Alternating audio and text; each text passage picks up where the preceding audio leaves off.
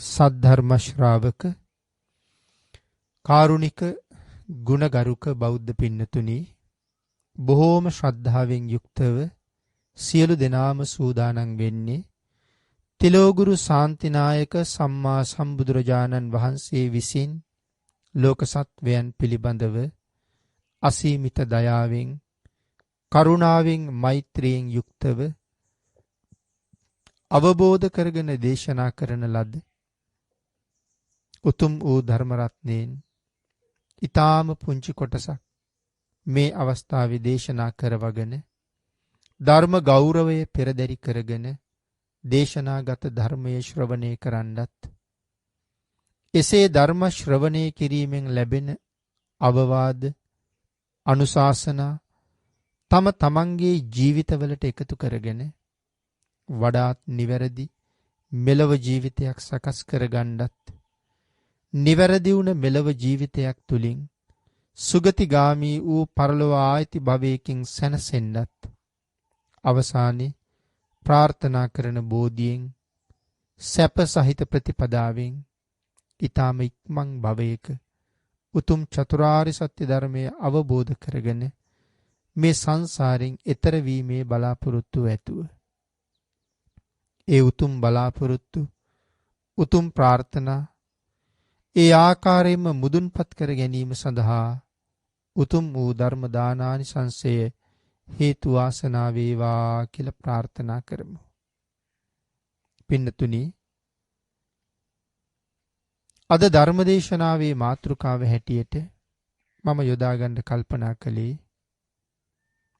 අපේ බුදුරජාණන් වහන්සේ දේශනා කොට වදාළ ධම්මපද පාළියේ බාල කියන වර්ගයේ සඳහන් වෙන තවත් උතුම් ගාථා රත්නයක්.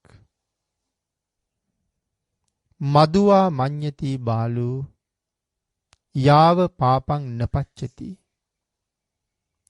යදාච පච්චති පාපං අත බාලෝ දුක්ඛං නිගච්ඡති.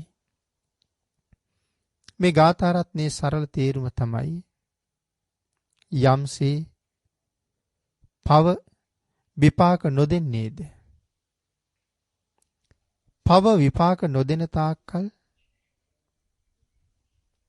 බාලයා අකුසලයේ මීපැණි වගේ සලකනවා.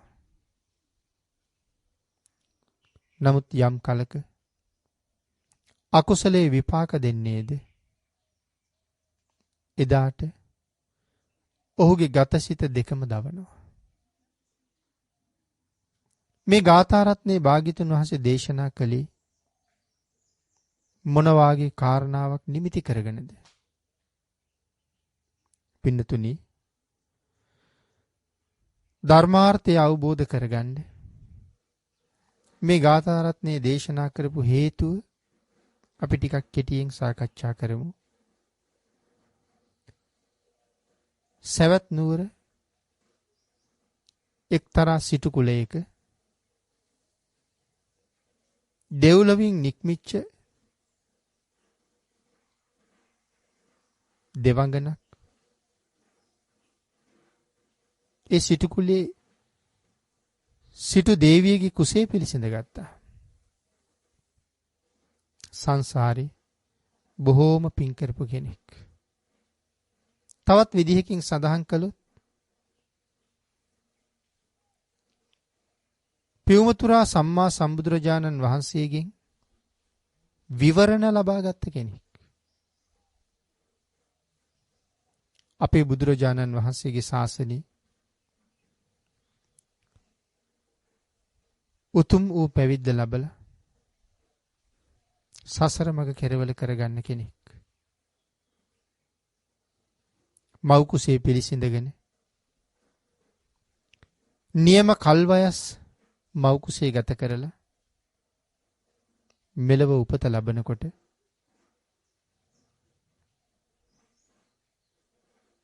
ඇගේ රූපය ශරීර වර්ණය නීල වර්ණයි. ඊටාම ලස්සන රූපයක්. කෙමෙන් තරුණ වයසට එන්න රූපත් බව මෙතරම්ය කියලා විස්තර කරන්න බැරි තරම්. ඒ තරම්ම ලස්සනයි. තරුණ වයසට එන කාලේ රජ කුමාරවරු, සිටු කුමාරවරු ඇයට විවාහ යෝජනා බොහෝමයක් ඉදිරිපත් කළා. සිටුතුමාට කරගන්න දෙයක් නැතුව ගියා. රටේ ජීවත් වෙන වැදගත් යයි සම්මත අයගෙන් ඇය ලබා ගැනීම සඳහා යෝජනා නොකළ කෙනෙක් නැති තරම්. එක් අයෙකුට ඇය ලබා දුන්නොත් අන් සියලු දෙනාම මනාප වෙනවා. ඒ නිසා ඇගේ පියා, ඇගේ නම උත්පලවන්නා. උත්පලවන්නාවගේ තාත්තා මහා ප්‍රශ්න ගොඩකට මුහුණ පෑවා. කවුරුවත් අමනාප නොකරගන්න හිතාගෙන එක දවසක් තමන්ගේ දුවට කතා කරලා කියනවා, දුවේ මහාන වෙන්න කැමති නැද්ද කියලා. ඒ වචනය ඇයට දැනුනේ අමෘතයක් වගේ. සිය වර පෙරා පිරිසිදු කරගත්ත විශේෂ තෙලක් හිසවත් කළා වගේ ඇයට දැනුනේ පුදුමාකාර සිසිලක්. ඒ වචනයත් එක්ක ඇයට දැනුනේ පුදුමාකාර සැනසීමක්. ඇය ගත් කටටම සඳහන් කළා, පියාණෙනි මම පැවිදි වෙන්න බොහෝම කැමතියි කියලා.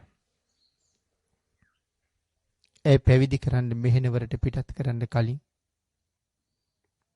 ඇයට සැලකිය යුතු හැම ආකාරයකින්ම සැලකුවා. හැම විදිහකින්ම සත්කාර කළා. සුදුසු කාලේ ඇය මෙහෙණවරට ගිහිල්ලා ඇරළුවා. බොහෝම සතුටින් මෙහෙණවරේ ඉඳලා සුදුසු වෙලාවක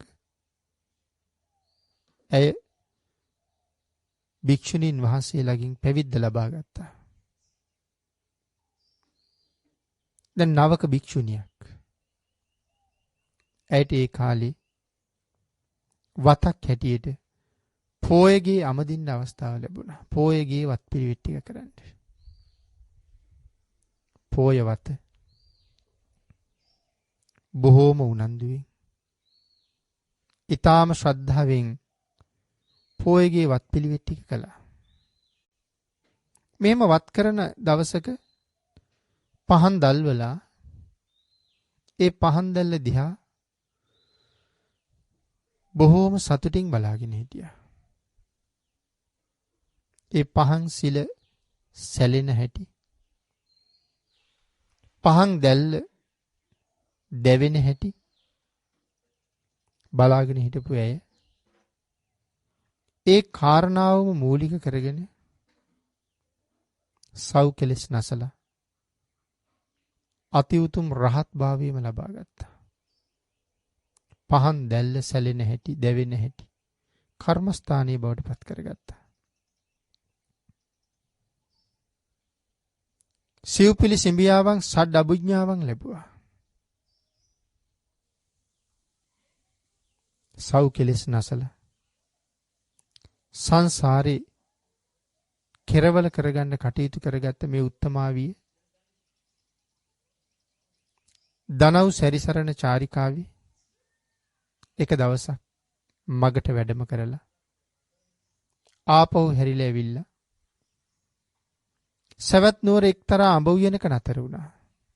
මේ කාලේ භික්ෂුණීන් වහන්සේලාට වනාන්තරයේ වාසය කිරීම තහනම් කරලා තිබුණේ නැහැ.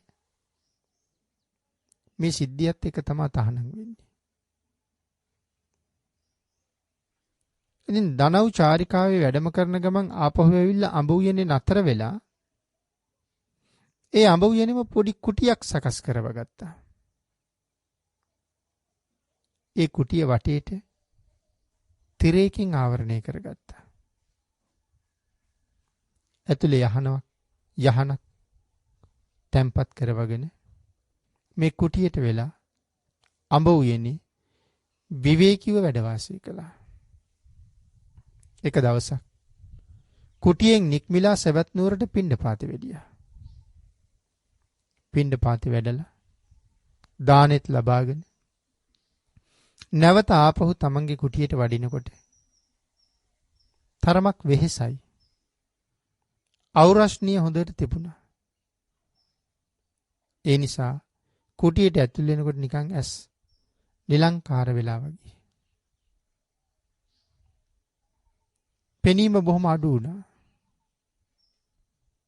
ආන්ගේ නිසා පාත්‍රේ පැත්තක තියලා අර කුටියේ යහනේ මද වේලාවක් ඇලෙවුණා. ගිහි ගෙදර ජීවත් වෙන කාලේ මේ රහත් මෙහෙණින් වහන්සේගේ මාමගේ පුතා ඔහුගේ නම නන්ද. මේ නන්ද උත්පල වන්නාවට බොහෝම ලෙන්ගතුයි. ඇය ගැන බොහෝම බලාපොරොත්තු තිබුණා. නමුත් ඔහුගේ බලාපොරොත්තුවත් ඇගේ පැවිද්දත් එක්ක සුණු විසුණු වෙලා ගිහිල්ලයි තිබුණේ. එදා උන්වහන්සේ පිණ්ඩපාතේ වැඩියට පස්සේ මේ නන්ද අඹ උයනට ඇවිල්ලා මේ කුටියට ඇතුල් වෙලා යහන යටට රිංගගත්තා. රහත් මෙහෙණින් වහන්සේ වෙහෙස නිසා යහනේ ඇලුනහම ඇගේ ඇස් නියමාකාරයෙන් පේන්න පටන් ගන්නත් කලින්ම ඇඳ යට හිටපු නන්ද ඇඳ උඩට ගොඩ වුණා. ඊතා පෞකාර බලාපොරොත්තුවක් මුදුන්පත් කරගන්න යවිල්ලා තිබුණේ. නමුත් රහත් මෙහෙණින් වහන්සේ ඇයට සඳහන් කළා බාලේ නොනැසෙව බාලේ නොනැසෙව කියලා. නමුත් කාම දාහයෙන් දැවෙමින් හිටපු ඔහුට ඒ කාරණාව දැනුනේ නැහැ. ඒක තේරුණෙත් නැහැ. ඒක තේරුම් ගන්න උවමනාවක් තිබුණෙත් නැහැ. ඔහු කාමයෙන් පිලිස්සෙනවා. ඔහුට අවශ්‍ය වුණේ තමන්ගේ පිපාසය සංසිඳව ගන්න. ඔහු තමන්ගේ බලාපොරොත්තුව මුදුන්පත් කරගත්තා. කාම දාහේ නිවාගෙන ඔහු යහනෙන් බිමට බැහැලා හිටගත්තා. නමුත් තවත් මොහොතක් මේ මහා පෞකාරයා තමන්ගේ ගත මත තියාගන්න අකමැති නිසා වගේ මේ මහ පොළොව ඈත් වුණා. ඒත් සමගම අවීචයෙන් ආපු ගිනිදැල් ඔහුව වට කරගත්තා. ඒත් එක්කම ඔහු අවීචයට මැදගෙන ගියා. නමුත් Tamanට සිද්ධ වෙච්ච දේ උත්පල වන්නා රහත් මෙහෙණින් වහන්සේ අනික් භික්ෂුණීන් වහන්සේලාට මතක් කළා. මේ වගේ තත්වයකට මුහුණ දෙන්න සිද්ධ වුණා කියලා. ඒ භික්ෂුණීන් වහන්සේලා ඒ කාරණාව අපේ බුදුරජාණන් වහන්සේ භික්ෂුණීන් වහන්සේලා ඒ කාරණාව භික්ෂුන් වහන්සේලාට දැනුවත් කළා. භික්ෂුන් වහන්සේලා කාරණාව බුදුරජාණන් වහන්සේට දැනුවත් කළා. අපේ බුදුරජාණන් වහන්සේ ආන්ගේ කාරණාව දැනගත්තට පස්සේ අපි අර මාතෘකා කරගත්ත ගාථා රත්නය දේශනා කොට වදාලා. මදුවා මඤ්ඤති බාලු යාව පාපන්න පච්චති. මහණෙනි බාලයා පව් කරනකොට ඒ පව ඔහු කල්පනා කරන්නේ පුදුම මිහිරක් හැටියට. ඔහුට අකුසලයේ මිහිරක්සේ දැනෙනවා විපාක දෙනතුරු.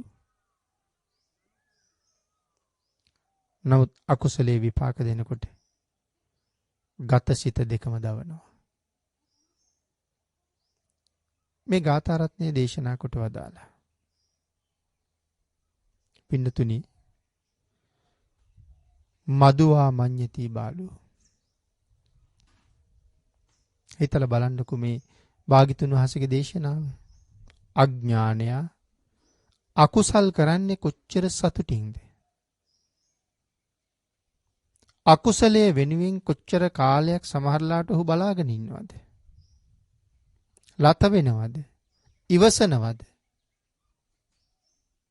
මේ කරුණ සඳහන් කරාම අපිට කොච්චර දේවල් හිතන්න තියෙනවද? අකුසලයේ මිහිරි වගේ හිතෙන නිසා මේක අකුසලයක් කියලා සඳහන් කළාට, වලකින්න කියලා දැනුවත් කළාට, නොගැලපෙනවා නුසුදුසුයි කියලා දැනුවත් කළාට ඒක පිළිගන්න යොමු වෙන්නේ නැහැ. පව කරන්න ඔහුට තියෙන ඒ සම්බන්ධයෙන් පුදුම සතුටක්. අපි ගැන කල්පනා කරන්න. අපි ජීවත් වෙන සමාජය දිහා බලන්න. මිනිස්සු පව් කරන්න කොච්චර කැමතිද? ඒ මිනිස්සු පව් කරන්න එච්චර කැමති. ඒ පව් කිරීම තුළ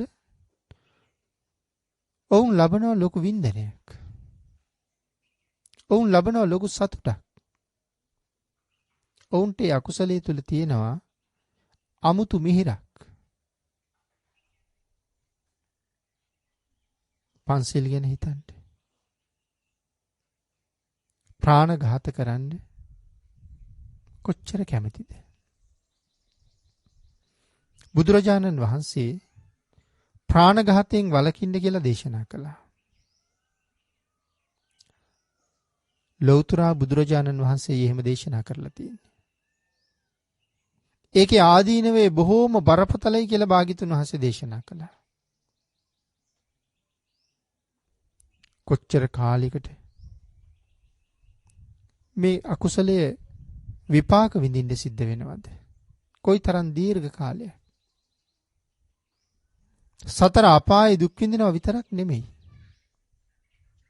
තවත් කොයිතරම් ආත්මවල තමන්ටත් නොඑක් ආකාරයෙන් මනුස්ස ජීවිතයේ ඉපදිලා දුක් විඳින්න සිද්ධ වෙනවා. කර්මයේ ස්වභාවය විවිධ විදිහට. නමුත් අපි විනෝදයේ උදෙසාත් පව් කරනවා. පව් කර කර සතුටු වෙනවා. පව් කර කර විනෝද වෙනවා. උදාහරණයකට හිතන්නකෝ. සමහර වෙලාවට විනෝදයේ උදෙසා දඩේම යනවා. අපි ගිහිල්ලා මරණ සත්තු අපි වගේම ඔවුන්ගේ ජීවිතවලට කොච්චර කැමතිද? භාග්‍යතුන් වහන්සේ එක තැනක දේශනා කළා. අත්තානං උපමං කତ୍වා නහනෙයන ඝාති. අනුන් නසන්න සූදානම් වෙන හැම වෙලාවකම ඒක තමන් හා සංසන්දනය කරලා බලන්න. තමන් උපමා කරගෙන බලන්න. මම මරන්න කෙනෙක් එනවනම් මං කොච්චර බයයිද? මම වගේම තමයි අනික් කෙනත්. ජීවිතයට බොහෝම ප්‍රියයි. ඔවුන් හැමෝම මැරෙන්න බයයි. මම බයයි වගේම බයයි. මමත් මරණවට අකමැති නම් මා විසින් තවත් කෙනෙක් මරන්නේ කොහොමද? ඔහුත් මං වගේම කෙනෙක්. ඒකයි දේශනා කළේ තමන් උපමාවට ගන්න. තමන් උපමා කරගෙන අනුනුත් නසන්න එපා කියලා. නමුත් අපි විනෝදයේ උදෙසා දඩේම යනවා. විනෝදයේ උදෙසා තවත් නොඑක් ප්‍රාණඝාතවල යොමු වෙනවා. දඩේමේ ගිහිල්ලත් සත්තු මරනවා. විනෝදයේ උදෙසා මදුරුව වගේ කුඩා සත්තු මරනවා. විනෝදයේ උදෙසා මැස්සෝ මරනවා. විනෝදයේ උදෙසා මාළු බානවා. මේ වගේ කොච්චර දේවල් තියෙනවද? දැන් මේ කාලේ අර කුඩා සත්තු මදුරුව මැස්සු වාගේ සත්තු මරන්න අර පොඩි උපකරණයක් තියෙනවා.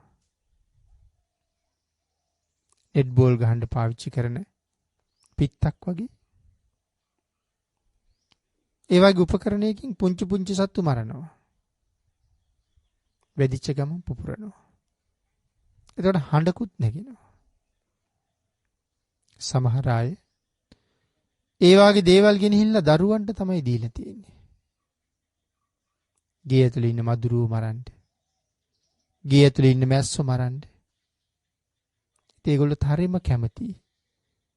මෙච්චරක් මැරුවා කියලා තමන් මරාපු ප්‍රමාණයෙන් ගණන් හදා කියන්නේ හරි කැමතියි.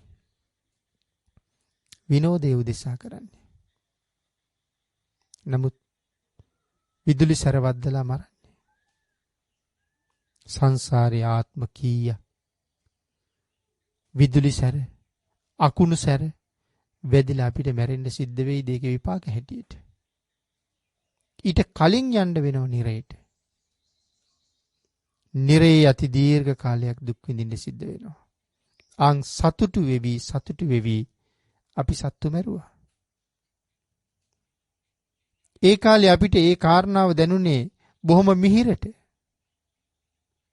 නමුත් සතර අපායේ විඳවන්න ගියාම කාට කියන්නේද? කවුරු බේරගන්නේද? කාගෙන් රැකවරණයක් ඉල්ලන්නේද? ඒකයි මම සඳහන් කළේ විනෝදයේ උදෙසා සිනහ වෙවි අනුන්ගේ ජීවිත අපි කොච්චරනම් විනාශ කරනවද කියලා. පුදුමාකාර සතුටක්. ඒ ධනය ගලාගෙන එනවා. සත්ව ගොවිපළවල් ගැන හිතලා බලන්න. ලක්ෂ ගණන් එකපාර අතට එන්නේ. කොච්චර සතුටු වෙනවද? ජීවිතේ බලාපොරොත්තු කොච්චර මුදුන්පත් කරගන්න ඒ මුදලින් බලාපොරොත්තු වෙනවද? ආසාවන් සිතුම් පැතුම් බලාපොරොත්තු පිරිච්ච මිනිස්සු ඒ දේවල් සම්පූර්ණ කරගන්න තමන්ගේ ජීවිතේ සැප විඳින්න සතුටු වෙන්න අනුන්ගේ ජීවිත මොන තරම් බිලි දෙනවද? නමුත් ගෙවන්න වෙච්චාම සඳහන් කළා නිරේට ගියහම සමහර වෙලාවට යමපල්ලු නිරිසත්තුන්ගේ බෙල්ල කපලා ගිනිගත්ත යවුල කමුණගෙන නැත්නම් ගිනිගත්ත හෙල්ල කමුණගෙන ගෙනහිල්ලා තෙල් චාත්තියට දානවා. පපඩම් බැදෙනවා වගේ බැදෙනවා. පුපුර හඬ නග බැදෙනවා. හැබැයි ඒ හිස කඳෙන් වෙන් වෙනවත් එක්කම ඔහුට ආයේ හිසක් ඇවිල්ලා. තවත් යමපල්ලෙක් ඇවිල්ලා ඒක කපාගෙන යනවා. කවුද මේ දුක් විඳින්නේ? සඳහන් කළා පක්ෂීන්ගේ බෙල්ල කපපු අය. පක්ෂීන් මරපු අය. එතකොට හිතලා බලන්න. එහෙම බෙලි කීයක් කැපෙනවද දවසකට කියලා? තවත් නිරේක නිරිසත්තු බිම දාලා ගිනිගත්ත වෑය පොරව කඩුව පිහිය අරගෙන ඇවිල්ලා මේ නිරිසතා කෑලි වලට කප ඒ මස් ගොඩවල් විසි කරනවා. විසි කරනවා කියන්නේ ගොඩ ගැහිලා මස් කඳු. ඉතින් නිමි රජුරෝ බය වෙනවා. මාතලී දිව්‍ය පුත්‍රයාණන් ගෙනහිල්ලා නිමි රජුරන්ට පෙන්නන්නේ. බය වෙලා අහනවා මාතලී මොනව කරපු අයද? මනුස්ස ලෝකේ ඉන්න කාලේ ඌරු එළු ගවයෝ මේ වගේ සත්තු කප මස් ගොඩ ගහපු අය. ප්‍රාණඝාත කරපු අය. දුක් විඳින තවත් අවස්ථාවක් මහරජා. දැන් බලන්න කරන කාලේ කොයි තරම් සතුටින් කළාද? නමුත් විඳිනකොට කොයි තරම් දුක් සහිතව විඳිනවද? මදුවා මඤ්ඤති බාලු. හොරකම් කරනකොට එහෙම නෙමෙයිද? කොයි තරම් සතුටින්ද හොරාගන්නේ? අනුන්ගේ වස්තුව දැහැගෙන ඔහු පුදුම විදියට සතුටු වෙනවා. නමුත් වස්තු හිමියා දුක් විඳලා හම්බ කරගත්ත එක නැති වෙච්ච නිසා පුදුමාකාර විදිහට දුකටපත් වෙනවා. වේදනාවටපත් වෙනවා. දුකෙන් දුක් ගින්දරේ දැවෙනවා. කොච්චර දුක් විඳද මේ ටික ලබා ගන්න. මේක හදා ගන්න. මේ ප්‍රමාණය අරගන්න. දාඩිය හලපු තරම්, අවුවේ හිටපු තරම්, වැස්සේ තෙමුණ තරම්, බැනුම් අහපු තරම් දහදුක් විඳ හම්බ කරගත්තදී කෙනෙක් හොරාගෙන ගිහිල්ලා ඔහු සතුටු වෙනවා. ඔහුට ධනවත් වෙන්න තියෙන හොඳම ලේසිම පාර දුක් විඳ අවුරුදු ගණන් බලාගෙන ඉන්නවට වඩා හරි ලේසි සූක්ෂමව ගිහිල්ලා හොරකම් කරගන්න එක. ඒ හොරකම් කරගෙන ඔවුන් කොච්චර සතුටු වෙනවද? ඒ දේවල් වලින් කාලා බීලා විනෝද වෙනවා. නමුත් හොඳයි. ජීවිතේ තියෙනකන් පවතිනකන් මෙලව ඉන්නකන් හොඳයි. සතුටු වෙනවා. කාම සේවනයේ වැරදි කාම සේවනයේ භාග්‍යතුන් වහන්සේ තහනම් කරපු තවත් දෙයක්. නමුත් සමාජය දිහා බලහම කොච්චර සතුටින්ද වුන් ඒ බරපතල වැරදි වැඩේ කරන්නේ. කොයිතරම් කැමතිද හොර රහස ඒ වාගේ වැඩ කරන්න. කැමති, සතුටුයි. ඔවුන්ට ඒක පුදුම මිහිරක් වගේ දැනෙන්නේ.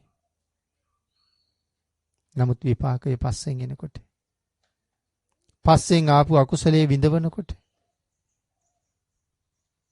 ආයේ කවදාවත් සංසාරේ මෙහෙම දේවල් නම් කරන්නෙම නෑ කියලා හිතෙන්න පුළුවන්. නිරේට ගියපු සිව් දෙනෙක් ලෝක මුනිරේ පැහිලා පැහි උඩට එනකොට කියන්න හදන කතාවක් කියාගන්න බැරි වෙනවනේ.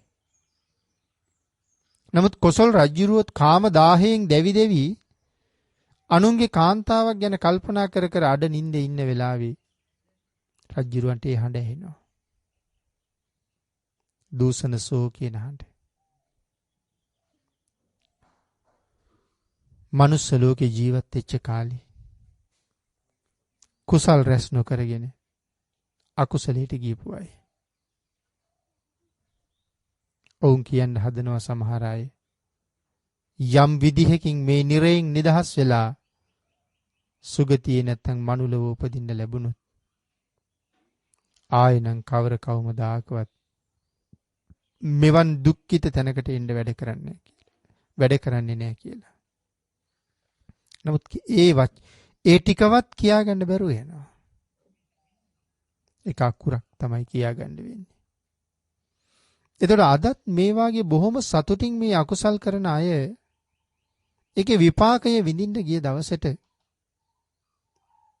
එදාට හිතයි අය කවදාවත් අය කරන්නේ මේ වැඩ කියලා. භාග්‍යතුන් වහන්සේ දේශනා කරපු විදිහ මදුවා මීපැණි වාගේ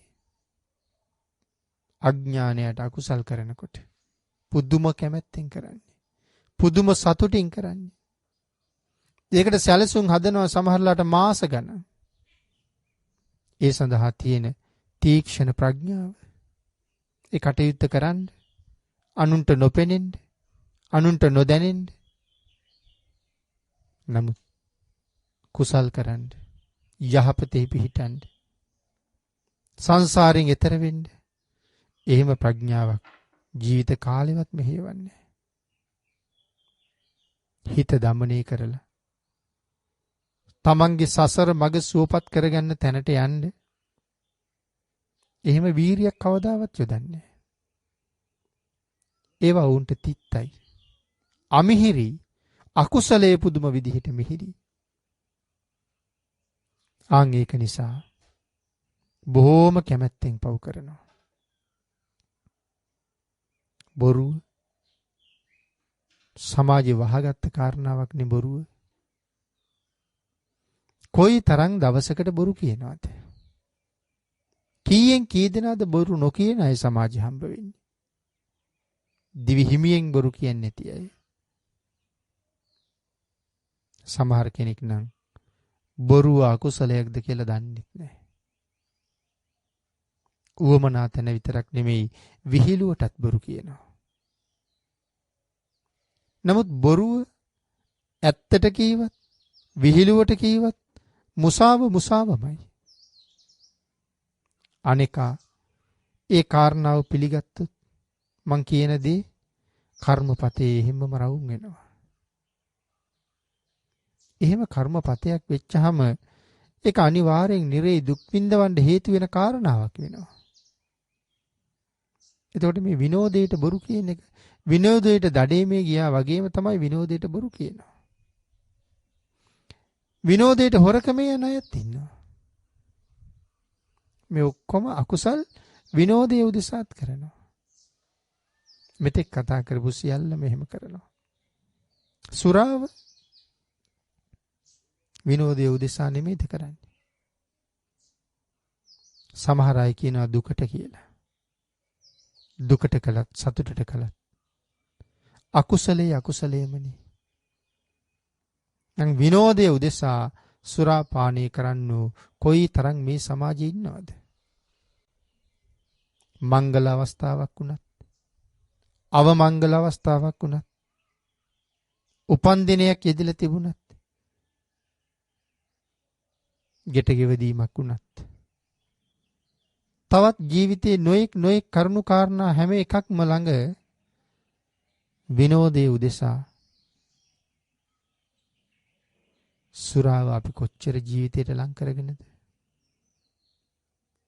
දැන් එතකොට මේ කියන කාරණා මීට වඩා ඔබට තව ඔබේ ජීවිතෙත් ඔබ ඇසුරු කරන අයගේ ජීවිතත් එක්ක ගලපලා සංසන්දනය කරගන්න පුළුවන්.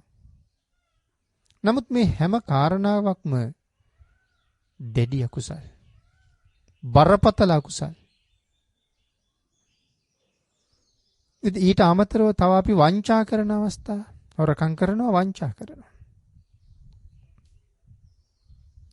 මිනිස්සුන්ට කරදරයක් ඇවිල්ලා තියෙන වෙලාවල් වල අපි වංචා කරන්නේ බොහෝම සතුටින්. මිනිස්සු ව්‍යසන වලට පැමිණිච්ච අවස්ථාවන් වල අපි මේ අකුසල් සහිත වැඩ කරන්නේ හරි කැමැත්තෙන්. දැන් හිතලා බලන්නකෝ. දැන් මේ කාලේ කොහොමද කියලා. ලෝකෙම දැවෙන වසංගත තත්ත්වයක් තියෙනවා.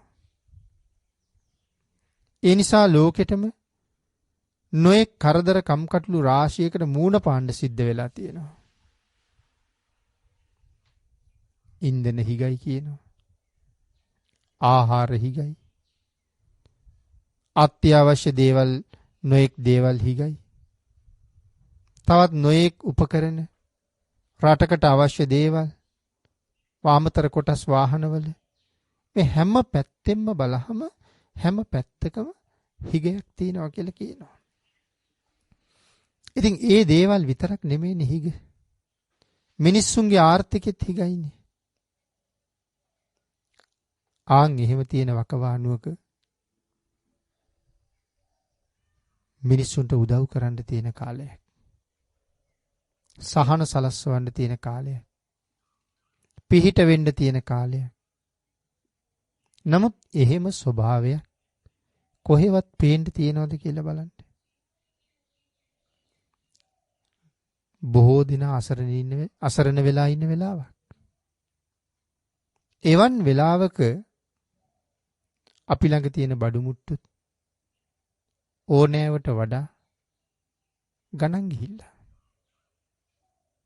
ගණන් යන්න උවමනා නිසාමද? විවිධ දේවල් යම් යම් ප්‍රමාණයෙන් හිග වෙනකොට හිගයි කියලා නියම මිලට වඩා වැඩි මිලක් කොච්චර නියම කරනවද? මේ කාලේ ඕන තරම් අත්දැකීම් තියෙනවා. ගොඩ නැගිලි ද්‍රව්‍ය. ඉතින් සාමාන්‍ය මිලට වඩා ඊටාම වැඩි මිලකින් තමයි ලබා ගන්න වෙලා තියෙන්නේ. එතකොට මේ දේවල් අකුසල් වෙන්නේ නැද්ද? ඒ දේවල් වංචාවල් වෙන්නේ නැද්ද? මේ හැම එකක්ම අකුසල්. වංචා සහගතයි. කෙනෙකුට උදව් කරන්න තියෙන වෙලාවේ අපි උන් සූරගෙන තාඩනයේට පීඩනයට පත් කරලා ගත සිත මිනිස්සුන්ගේ දවල අපි සතුටු වෙන්න හදන අවස්ථා කොච්චර තියෙනවද? සංසාරේ අපිට විපාක දෙනකොට මෙහෙම අවස්ථාවන් වල අපි කොයිතරම් පෙළයිද මේ අකුසල කර්ම. දැන් සතුටුයි. අතර මැදියෙක් වෙලා කොයිතරම් වංචනික විදියට හම්බ කරනවද? දුක් විඳලා මිනිස්සු හම්බ කරන දේවල්. වෙලෙන්දෙක් හැටියට අපි ඒ මිනිස්සුන්ගෙන් බොහොම ලාභයට අරගෙන අපි කොයිතරම් ලොකු ආදායමක් දරනවද? ආදායමක් ලබනවද? ලබලා කොච්චර සතුටු වෙනවද? නමුත් මාස ගානක් ඒ වෙනුවෙන් දුක් විඳපු පුද්ගලයා කරන්නම දෙයක් නැති නිසා ඒක මිල කරලා හිතේ බොහෝම දුකෙන් යන්නේ. මේ හැම දෙයක්ම මේ සංසාරයේ දවසක අපිට විඳවන්නම සිද්ධ වෙන දේවල්. ඒකයි සඳහන් කළේ පව විපාක දෙන තාක්කල් බාලයා සතුටු වෙනවා. නමුත් විපාක දෙන්න පටන් ගත්ත තැන ඉඳලා ඔහු මේ අනවරාග්‍ර සංසාරේ දීර්ඝ කාලයක් පුදුමාකාර දුකකට භාජනය වෙනවා. ඒ නිසා භාග්‍යතුන් වහන්සේ දේශනා කළා මහණෙනි අකුසලයේ හරි බලවත්. අකුසල් විපාක දෙනකොට සමහර වෙලාවට අවුරුදු කෝටි ප්‍රකෝටි ගණන් විපාක දෙනවා. දැන් අකුසලයේ බලවත් කියලා මෙතන සඳහන් කරාම අපි සමහර තැනක සඳහන් කරලා තියෙනවා කුසලයේ බලවත් කියලා. කොහොමත් අකුසලයට වඩා කුසල් බලවත්. ඒකට උදාහරණ ඕන තරම් ධර්මයේ තුල තියෙනවා. ඒ කරුණු පැහැදිලි කරපු තැන්වල උදාහරණත් දේශනා කරලා තියෙනවා. නමුත් පින්නතුනි මෙතන අකුසලයේ බලවත් කියලා සඳහන් කළේ අකුසලයට විපාක දෙනකොට නිරයත් විපාක දීලා තිරිසන් ලෝකෙත් විපාක දීලා പ്രേත ලෝකවල අසුර ලෝකවලත් විපාක දීලා නැවත වෙනත් කුසල කර්මයකුත් එක්ක මේ වාගේ මනුස්ස ලෝකවල වාගේ ඉපදුනාට පස්සේ අර පෙර කරපු අකුසල් මෙහෙදිත් ආපහු අවශේෂ භාග විපාක දෙනවා. ඒ බව ධර්මයේ සඳහන් කරලා තියෙනවා. අපි ධර්මානුකූලව සමාජයේ දිහා විමසලා බලනකොට අපිට මේ කරුණු දකින්නත් තියෙනවා. දේශනා කළා. අපි ප්‍රාණඝාතයේ සඳහන් කළොත් කෙනෙකුගේ අතප්පයක් සතෙකුගේ අතප්පයක් කඩලා දැම්මහම අපිට දීර්ඝ කාලයක් සංසාරේ අතපය කැඩිලා දුක් විඳින්න සිද්ධ වෙනවා. අපි පෝතිගත තිස්ස මහරහතන් වහන්සේගේ චරිත කතාව ගැන කතා කරනකොට ශරීරයේ බිබිලි මතු වුණා. අබෑට වගේ, මුං ඇට වගේ, කඩල ඇට වගේ, දෙබර ගෙඩි වගේ, බෙලි ගැට වගේ බිබිලි මතු වෙන්න පටන් ගත්තා. පස්සේව පුපුරලා තුවාල වෙලා සරව ගලන්න පටන් ගත්තා. ටික දවසක් යනකොට ඇට කෝටුත් බිඳුණා. හොලවන්න පෙරලන්න බැරුව ගියා. උපස්ථායකයෝ අත්හැරලා ගියා. භාග්‍යතුන් වහන්සේ දේශනා කළා. පස්සේ භික්ෂුන් වහන්සේලා අහපුවාම කාශ්‍යප බුදුරජාණන් වහන්සේගේ කාලේ කුරුල්ලන්ගේ කකුල් කඩාපු අකුසලේ ඇටකොටු බිඳුණා. ඒ සත්තු මරාපු ඒ අකුසල කර්මයන්ගේ අවශේෂ භාග මේ විපාක දෙනවා කියලා. ඒ වගේ තවත් අවස්ථා කොච්චර තියෙනවද?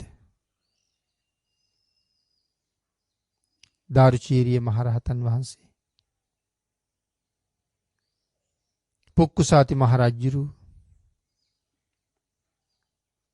සුප්පබුද්ධ කුට්ටි, දාර්චීරිය මහරහතන් වහන්සේ නම, පුක්කුසාති රජුරු අනාගාමීන් වහන්සේ නම, සුප්පබුද්ධ කුට්ටි සෝවාන් වහන්සේ නම, තඹදාටික චෝර පුතඥයෙක්. මේ හතර දෙනාම එළදෙනකගේ වෙස් අරගත්ත යකින්නක් විසින් මරලා දාන්නේ. එතකොට මොකක්ද කරුමය? පෙර සංසාරයක ඈත ආත්මයක සිටු කුමාරවරු 4 දෙනෙක් වෙලා ඉපදිලා හිටපු මේ අය විනෝදය උදෙසා සුරාපානය කරන්න තීරණය කළා. තනියම සුරාපානය කරනවට වඩා තවත් හුඟක් විනෝදයි කියලා සඳහන් කළා කාන්තාවකුත් හිටියෙත්. එනිසා උන් කුලියට කාන්තාවක් ගත්තා. ඇයට හවස කුලිය ගෙව්වේ නැතුව ඔවුන් සාකච්ඡා කළා ඇය මරන්න. මුලින් ඇය සතුටු කරන්න නොයෙක් දේවල් ඇයට අරන් දුන්නා. පස්සේ ඇය මරලා ඒවත් ආපහු ගත්තා. හැබැයි ඇය සාප කළා. උපදින භවයක් ගානේ මරනවා කියලා සාප කළා. ඉතින් සංසාරේ ආත්ම කීයක් ඒ විදිහට අකාලේ මරුන් කෑවද? දෙගොල්ලටම පාඩුයි. ඈත් සතුටු වුණා. මට අද මෙහෙම කළොත් මම ඊළඟ භවයක හරි මරනවා. කාලා දානවා හරි කියලා. වෛරය. ඒක ඇයට බලපෑවා බොහොම. සංසාරේ කර්මෙ ගෙවිලා මේ අය අපේ ශාසනයෙන් කෙනෙක් සංසාරේ කෙරවල කළා. තව කෙනෙක් බඹලව ඉපදුනා. සුප්‍රබුද්ධ කුට්ටි තව්තිසාව ඉපදුනා. තඹදාටික චෝරත් සාරිපුත්තයන් වහන්සේට දුන්න දානයක් නිසා දෙව්ලොවම ඉපදුනා. නමුත් රහතන් වහන්සේ නමක්, අනාගාමින් වහන්සේ නමක්, සෝවාන් වහන්සේ නමක්, ආර්යයන් වහන්සේලා 3 නමක් ඝාතනය කරලා එදා වෛරයේ ප්‍රතිඵලයට ඇය අදත් අවීචී පැහැෙනවා. නමුත් එදත් සතුටින් මේ අය ඒ කාන්තාව මැරුවා. සතුටින් ඇයත් එක්ක විනෝද වුණා. හැමෝම සතුටින් මේ අය මරලා දැම්මා. විපාක යති දීර්ඝ කාලයක් ඔවුන් සංසාරේ ගෙව්වා. ආන් ඒ වාගේ සතර අපායේ දුක් විඳලා නැවත සුගතියක ඉපදුන කාලේ මේ සුගතිය තුලත් අති භයානක තත්වයන්ට මුහුණ දීලා මරණයටපත් වෙන්න සිද්ධ වෙනවා. අකුසල කර්මය නිසා. අපි අර කතා කරපු කාරණාව මේ කාලේ මිනිස්සු කොයිතරම් අකුසල් කරගන්නවද? පාරිභෝගිකයන් රවට්ටලා, අහිංසක මිනිස්සුන්ට වංචා කරලා සංසාරිකී කාලයක් අපිට රැවටෙන්න සිද්ධ වෙයිද? සංසාරිකී කාලයක් සාපිපාසාවෙන් දුක් විඳින්න සිද්ධ වෙයිද? සංසාරිකී කාලයක් උවමනා දේ නොලැබී යයිද? අත්‍යවශ්‍ය මොහොතේ උවමනාම දේ නොලැබිලා යන අවස්ථාවලට ඕන තරම් මූණ දෙන්න අවස්ථාව උදා වෙන්න පුළුවන්. නමුත් අද ඒ එකම කාරණාවක්වත් හිතන්නේ නැතුව මේ ජීවත් වෙන කෙටි කාලයට ලැබෙන ලාභයක් පිළිබඳව තියෙන ලෝභයක් නිසා සසර ගත ජීවිතේ කොයි තරම් විනාශ කරගන්නවද? තමන්ට හතුරෙක් බවට පත් වෙනවා. තමා විසින්ම තමා විනාශ කරගන්නවා. එක දවසක් අපේ බුදුරජාණන් වහන්සේ ධම්සභාවට වඩිනකොට මේ කාරණාවම පදනම් කරගෙන භික්ෂූන් වහන්සේලා දහම් සභාවේ සාකච්ඡාවක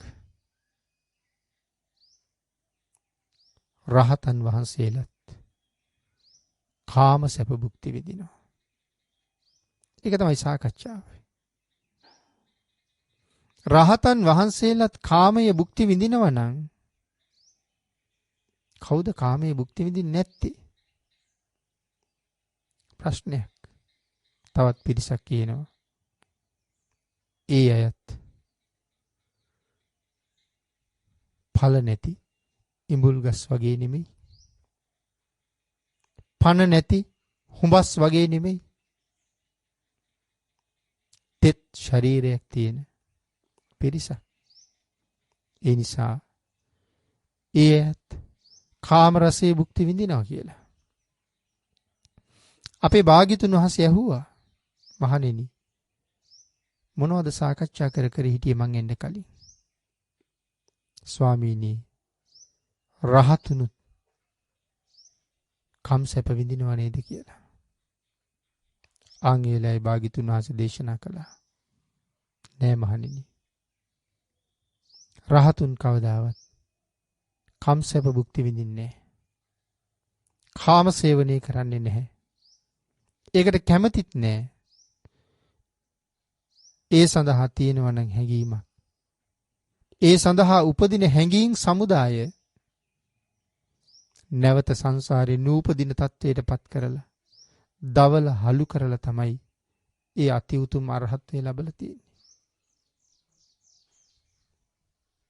භාග්‍යතුන් වහන්සේ දේශනා කරනවා පියුම් පතක නෙළුම් පතක ජලයේ යම්සේ නොරැඳෙනවද මහණෙනි?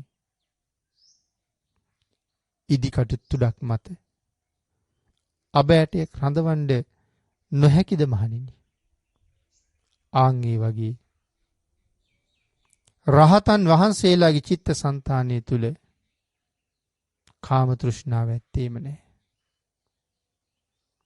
පියුම් පතක ජලයේ නොරැඳෙනවා වගේ නෙළුම් පතක ජලයේ නොරැඳෙනවා වගේ කාමයේ රැඳෙන්න ඉඩක් නැහැ ඒ ශ්‍රේෂ්ඨ චිත්ත සංතානය තුල.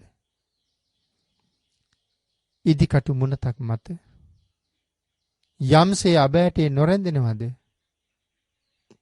රහතන් වහන්සේගේ චිත්ත සංතානය තුල කාමයේ රැඳෙන්නේ නැහැ කවදාවත් කියන කාරණාව භික්ෂුන් වහන්සේලාට පැහැදිලි කළා. පාපතරේක් රහත් මෙහෙණින් වහන්සේ විනාශ කළා මිසක් රහත් මෙහෙණින් වහන්සේට ඒ පිළිබඳව අල්ප මාත්‍ර හැඟීමක් නැහැ. ඉවසන්නෙත් නැහැ. ඒ නිසා පිරිහීමකුත් නැහැ. රහතන් වහන්සේලා ළඟ එවන් පාපතර සිතුවිලි, පාපතර අදහස්, පාපතර හැඟීම් කිසිම දවසක ඇති නොවන බව භාග්‍යතුන් වහන්සේ විශේෂයෙන් දේශනා කොට වදාළා. එhmenan මේ උතුම් ගාථා රත්නයෙන් අපි කරුණු ටිකක් කෙටියෙන් සාකච්ඡා කළා. අකුසල කර්මයේ ස්වභාවය පිළිබඳව. එතකොට උත්පලවන්නා රහත් මෙහෙණින් වහන්සේට අපරාධයක් කරපු නන්ද කියන තරුණයා කී කාලයක් සැලසුම් හදන්නේ නැද්ද? කී කාලයක් මේ සඳහා ඔහු සූදානම් වෙන්නේ නැද්ද? විමසිලිමත් වෙන්නේ නැද්ද? නොදැන පසුපස්සෙන් යන්නේ නැද්ද? අවස්ථා හොයන්නේ නැද්ද? අඹ උයනේදී ඔහුට ඒ සඳහා හොඳම අවස්ථාව ලැබුණා. ඒ අවස්ථාව ඔහු ඊටාම සතුටින් ප්‍රයෝජනෙට ගන්න තීරණය කළා. නැසෙන්න එපා කියලා කෑ ගහලා කියනකොටත් ඔහු ඊටාමත්ම සතුටින් ගෙදර ඉන්න කාලේ උන්වහන්සේ පිළිබඳව තිබිච්ච හැඟීම අද දවසේ සම්පූර්ණ කරගන්න කටයුතු කළත් ඔහුට මොහොතක් මහ පොළොව මත රැඳෙන්න ඉඩ දුන්නේ නැහැ. සුළු මොහොතක හොයන්න ගියපු එවන් සතුටක් නිසා ඔහු තාමත් අවීචී දුක් විඳිනවා. තව කොච්චර කාලයක අවීචී දුක් විඳින්න තියෙනවද? ආන් ඒකයි දේශනා කළේ අඥානයට අකුසල් කරනකොට ඒක හරියට මීපෙණි වගේ. නමුත් විපාක දෙනකොට ගත සිත දෙකම දවනවා. අකුසල් කරපු පුජ්‍යලයා බොහොම සතුටින් කාලයක් තිස්සේ අකුසල් කරගෙන ගියත් පස්සේ කාලේ ඔහුගේ කායික ශක්තිය හීන වුණාම එක්තැන් වුණාම කරපු දේවල් හිත හිත අඬනවා. කරගන්න බැරි වුණ යහපත් දේවල් ගැන කල්පනා කර කර දුක් වෙනවා. මරණයට ලං වෙන්න ලයින් වෙන්න බයෙන් වෙවුලනවා. එහෙම අවස්ථාත් සමාජය ඕන තරම් අහනවා දකින්නවා. ඒක නිසා පින්නතුනි ඒ හැම කාරණාවක්ම තමන්ගේ ජීවිතයට එකතු කරගෙන භාග්‍යතුන් වහන්සේ දේශනා කරපු විදිහට දේවදූතයෝ හඳුනගෙන දේවදූතයෝ දැක දැක තමන්ගේ ජීවිතය හදාගන්න උත්සාහ කරනවා නම් අකුසලයෙන් වළකින්න උත්සාහ කරනවා නම් කුසලයේ තුල ජීවිතය පෝෂණය කරගන්න යෙදෙනවා නම් අපි හැබෑවටම අපි වෙනුවෙන් යමක් කරගත්ත අය. ඒක නිසා බුද්ධාන්තරයක ලැබිච්ච ශ්‍රේෂ්ඨ මනුස්ස ජීවිතයක් තුළ අකුසලයට පිටුපාලා කුසලයේ මත පිහිටන්න. සතුටින් අකුසල් කරනවට වඩා සතුටින් කුසල් කරන්න. සතුටින් අකුසල් කරලා දුකසේ විඳවන්න වෙනවා. සතුටින්ම කුසල් කරලා අති දීර්ඝ කාලයක් සැපයෙන් සැපයටපත් වෙනවා. ඒ කාරණා විශ්වාස කරගෙන කටයුතු කරලා සතර අපායෙන් මිදිලා සුගතියෙන් සුගතියට ගිහිල්ලා ප්‍රාර්ථනා කරන ආකාරයෙන් අමා මහ නිවනින් සැනසෙන්න ඔබට මේ උතුම් සද්ධර්ම දානානිසංසයත් ශ්‍රවණානිසංසයත් හේතු වාසනා වේවා කියලා ප්‍රාර්ථනා කරනවා.